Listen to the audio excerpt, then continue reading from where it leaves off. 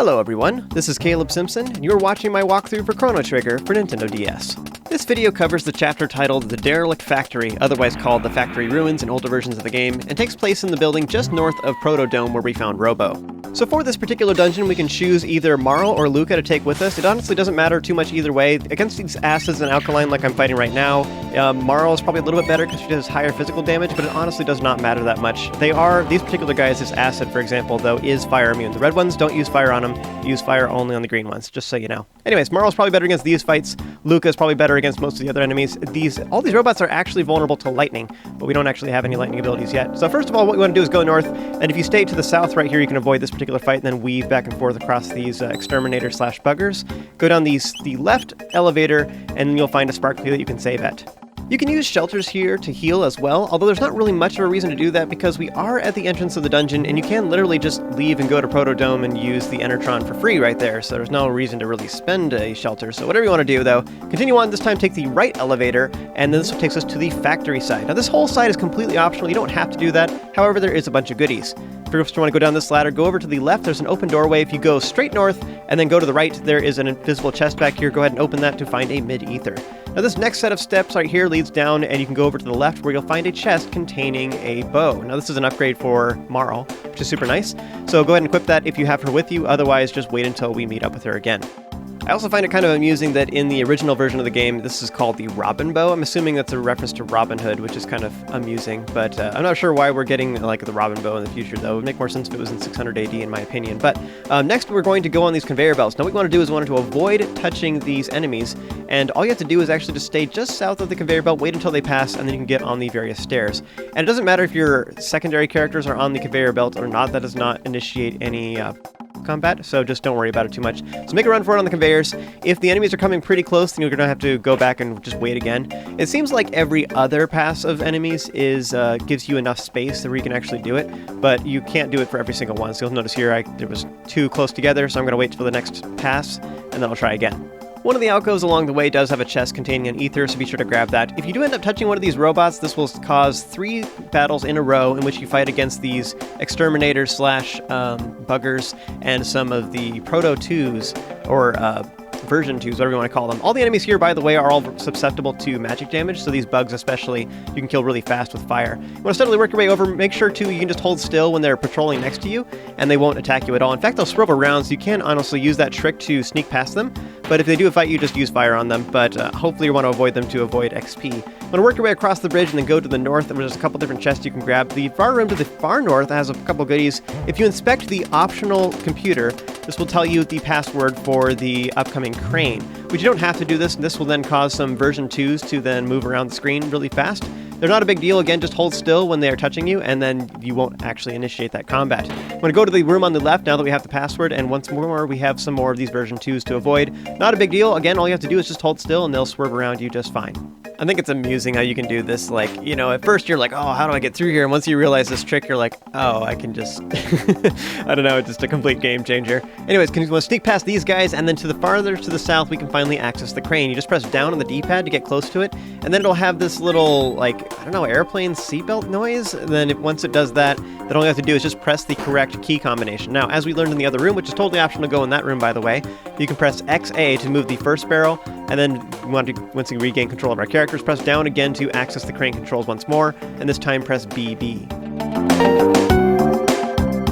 So now that I've shown you that, you can never unhear it. Every time you play this from now on, you'll always think of that. You're welcome. So what this does is it creates some shortcuts both to the next room as well as back to the previous area we've been to, so we don't have to go through that conveyor belt with all the robots again. We can just ignore that entirely. So take the ladder off to the left and then follow this path over to the far left where there is a room that has a computer console where we'll find the password for the next area. There's also a chest here that has a Thunderblade, otherwise known as a Bolt Sword, so go ahead and put that on Chrono real quick because it is a nice little upgrade. But just like with the crane combinations, as long as you know the correct button presses, you can just go directly to the crane. You don't even have to go to the computer console, and this password is the exact same way. If you already know what the password is, you don't actually have to discover it over here at this computer console at all. This is completely optional. So the entire right side of the factory is optional. Actually, you don't have to do any of it. However, there are so many upgrades we could get here, and if you're following along with me, I did show you how to get through here without getting any XP if you were trying to get that secret along with me. So anyway, the entire right side, the factory side, is completely optional. Now we're going to head over to the lab side, which is over on the left. And this is the only thing that's actually required. So if you already know the password, you could have just gone directly to the left and ignored all this stuff entirely. So sneak past the exterminator/buggers by going south and then going up diagonally. And now we're going to return to these sparklies. So you should go ahead and save, and go ahead and use a shelter if you want to. I did not actually have any enemy encounters, so I'm still full health. So with that taken care of, go to the next room. Here we have a whole bunch of alkali and acid that will fall down. This is a mandatory fight. You do have to fight these guys before we can continue. Now, something to know about these, whenever you have acid and alkali together, is you want to make sure you don't use any multi-target attacks that can hit both the acid and the alkali at the same time. Otherwise, they have an attack called Chemical Reaction, which does damage to everybody nearby. If you want to use Flamethrower, you totally can. Just only use it on the green ones, because the red ones are impervious, but also if you happen to hit both green and red at the same time, even though the red ones are impervious, it will still cause the counter attack. So just make sure you only hit one color at a time if you're going to use multi-target attacks. And be careful with, like, say, Chrono's Cyclone ability, for example. So once they're defeated, go ahead and inspect the nearby computer console to create a ladder nearby, and then open the chest and go down the ladder. In the next couple rooms, we have several different small battles that you can get involved with that have alkalides and acid. However, we need to avoid them because this is actually the tipping point where you can get too much XP if you're trying to get that secret along with me. So you want to avoid these fights as much as possible. The best way to do this is literally just stay towards the outer wall, the entire distance. Once you get to this door, though, then you can finally go north. So that's how you can avoid those fights. And over here behind the pillar, there is a chest containing the titanium vest. Go ahead and throw that on your lowest armored character. In my case, that is Luca, or at least she has the lowest armor chest piece currently. So I'm going to replace the Maiden Suit because that's a very low tier item at this point. Continue on to the right, there's another chest containing the hammer arm, which is an upgrade for Robo. So next, go ahead and inspect the computer console, which will then disable all of the lasers throughout the entire factory. This creates some shortcuts, but it also opens the path forward for the next area we need to go to. So do that, and then this will also cause a mandatory fight in which we face off against several alkali and acid. Remember that when you're fighting these guys, you don't want to use AoE attacks, because if you hit multiple targets at once, of different colors anyways, then it will cause a counter attack, which is pretty awful. It doesn't actually hurt that much, but it can do a lot of damage to you. Here I was kind of doing it just because I was feeling greedy, and also because I'm not too worried about it. We're going to heal here in a little bit, so I'm not worried about the amount of damage I'm taking, but I just wanted to show it at least once just so you can see what I was talking about. So what causes the counterattack is the proximity of the alkali and acid to each other. It's not the fact that you just hit them, it's the fact that they're close to each other. So for example, well, I'm looking at Robo right now, for example. See how that alkali and acid in the bottom left corner are actually really close to each other? So the fact that they're so close is what will cause the counterattack if you hit them right now. If they're pretty far away, when you use Cyclone, it's totally fine, and it doesn't matter. One thing I think is kind of interesting about this particular fight is the fact that the number of alkali and acid that appear is kind of random, actually. So you could have lots of acid, you could have lots of alkali, it varies greatly. Sometimes you only have one of the opposing color and everything else is the same. Sometimes it's pretty split down the middle, it just depends.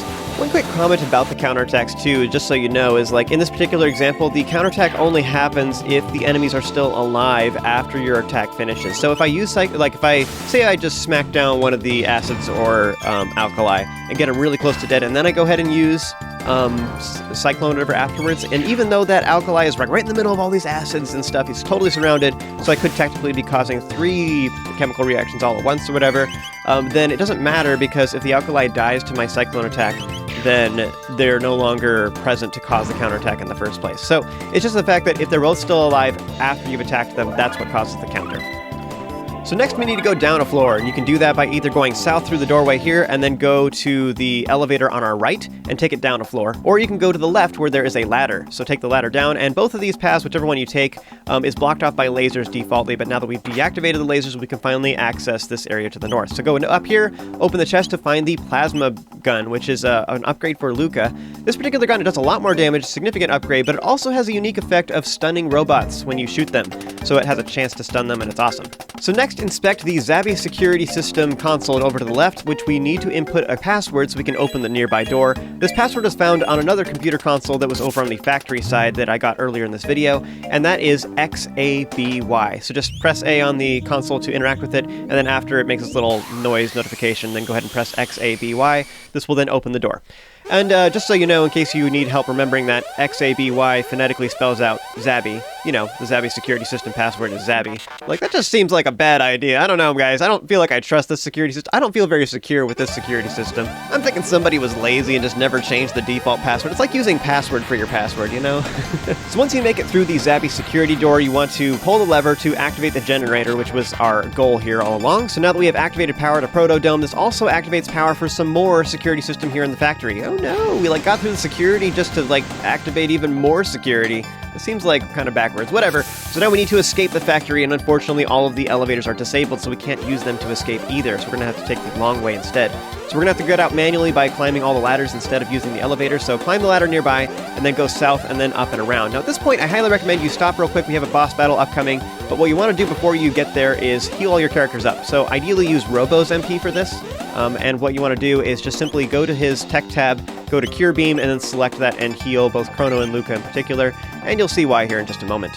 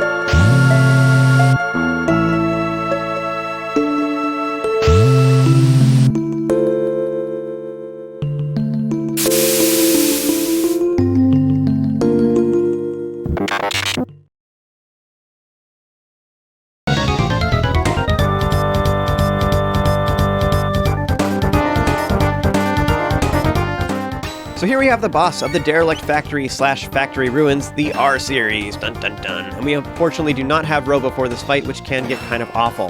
Now in general, the R series just has a couple different single target attacks. They have a regular punch, which does about 30 damage, and then they have rocket punch, which does half the damage, and they'll kind of alternate back and forth between which single target ability they're using. Typically, only 3 robots will attack at once using single target abilities. Their other attacks are all counters. So the 3 robots will attack, and then they will have counterattacks. The counterattacks only take place depending on the number of robots that are remaining. So the best way to avoid damage is to actually kind of reduce all of their health ahead of time, and then finish them off with a Cyclone so you kill multiple robots at once. As long as they die due to the attack, then the counterattack will not happen. So one of the things I'm doing for this walkthrough is I am looking up a lot of the boss fights in particular online, just to see what the internet wisdom is and stuff like that. So this particular recording is actually me just using the recommended strategies that I saw online. And my experience has been that I actually feel like this particular strategy is wrong. What I see is everybody recommending that you use Fire Whirl on the middle robot on each column to do as much damage as possible. And that makes sense, that sounds nice and logical. However, it doesn't do very much damage. Ironically enough, the R series actually does have pretty low magic defense, and they have pretty high physical. However, it seems like they actually take more damage from Cyclone by itself, and I'm not entirely sure why this is. So what I found is that actually waiting for Luca to use a dual tech of Fire Whirl is actually worse, because like you have to stall, you have to heal every once in a while too, so that you're not doing it as often, so you're not killing them as quickly, and you're just taking more damage from single target attacks because of that. But because it doesn't increase the damage anymore either, it doesn't matter. There's no reason to add Luca's attack to it. So even though it sounds counterintuitive, just using Cyclone by itself is actually better overall. Again, I'm not entirely sure why this is, because the R series has such high physical defense. It should actually be the opposite, but yeah, my experience has been that Fire Whirl is not the correct choice. Here, what you'll notice is that the R series are throwing me back and forth. This is because once at least 2 robots have been defeated, then every time you hit the remaining ones and an attack does not kill them, then it will cause them to counterattack. So you'll notice I'm taking a lot of damage in quick succession. This is because they're using their single target attacks and their counter, because I use Fire Whirl. So I use Fire Whirl, then they all countered at once, is why that happened. So this is what a lot of people experience, and this is what they'll die to for this boss. But what you can do is just notice, like I was explaining earlier in this dungeon, is if your attack kills the enemies, they can't counter. So ideally what you want to do is for this fight is actually whittle them all down, and I'll show this fight again here in a little bit to show a more optimized route for defeating them so you don't take very much damage. So here I'm just showing Luca's dialogue so you can see what this looks like, and then after this I'll switch and show a second fight in which I do it with Marl this time, and I'll show a more optimized route for defeating this boss. So like I said at the end of the last video too, as far as which character to bring for this dungeon, I think either one of them is fine. Marl's just a little bit nicer for this boss, only actually because she can heal. You can just do the same thing with potions though, it doesn't really matter. But Marl is a little bit faster than Luca in general too, so she can heal more often, but it's really not that big a deal. In fact, you don't have to heal whatsoever. So all you have to do is just use Cyclone on each column in the middle. But what you want to do is you want to alternate which column you're doing. Also, you'll notice for the amount of damage that I'm doing is actually, I was doing like 80s in the 82, 83 kind of damage with Fire Whirl, but now I'm doing like 97 with just Cyclone by itself. So I'm doing like 15 more damage just using Chrono by himself. It just is better. So now I'm going to use Cyclone on the other column, and the reason is because I'm trying to whittle down both sides. So I'm whittling down one side, both of them. So now if I do another, they took 90 damage or so, they only have 150 health, so as long as I do like 60 damage, then they'll all die next turn. So here I'm going to use Cyclone again. This will kill all these guys, so that entire column is going to go away. Now the next column, each one of those will counterattack if I hit them, if I don't finish them off. But because I whittled them down ahead of time, now they can't counterattack. So now they're using their Rocket Punch, which is their lowest damage ability. It doesn't matter.